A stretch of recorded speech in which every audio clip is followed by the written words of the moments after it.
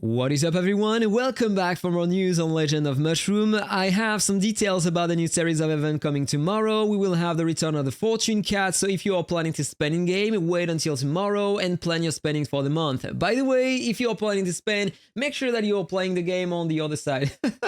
That you are playing the game through Aptoide and that you are using the code LEGEND written on the right of the screen. You will have some cashback and that's also a way to support my channel. So thank you so much to everyone considering it. Okay, that was the very short promotion of Aptoide. Now let's get into the content, everything you need to know about the series of events coming tomorrow. The event is called the Folding Universe. It will start tomorrow and will last one entire week as always. You have the same structure as always. You can find a battle pass in which you don't have the sigil that time for the divining path, but you will find a returning pal inside, increasing the efficiency of all the shields you have on your character.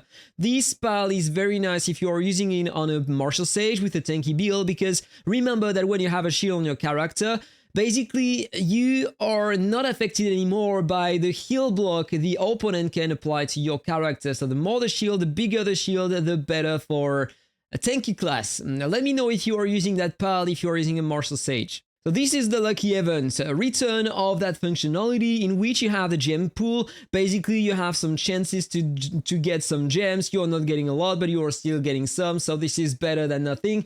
That we have generally, alright? So you have the same rates normally to obtain the top item here, which is a new artifact. You have a back accessory, not a back accessory, a mount. This one here, I'm going to show you some more pictures.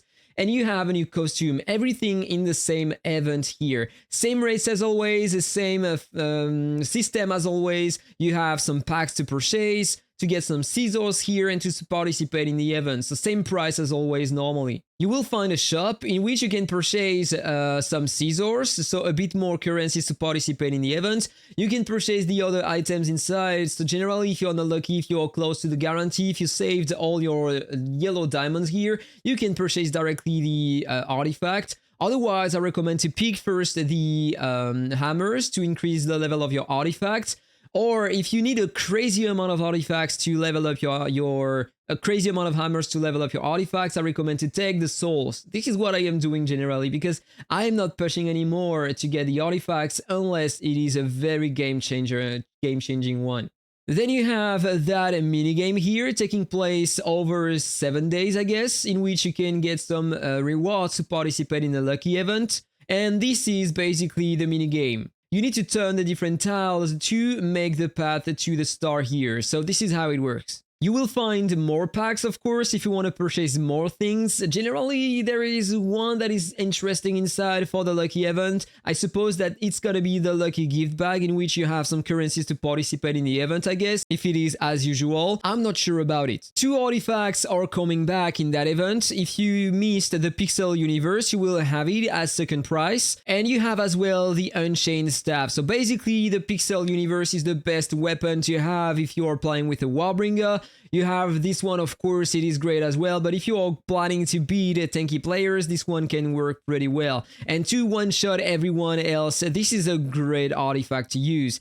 This one, when you are taking some damage, you can freeze all enemies, so they can't heal, they can't recover their cooldown, and they can't attack you anymore during 2 seconds, and it's even blocking the pals. So it is a very good one, and you can trigger that effect multiple times in battle, up to 3 times.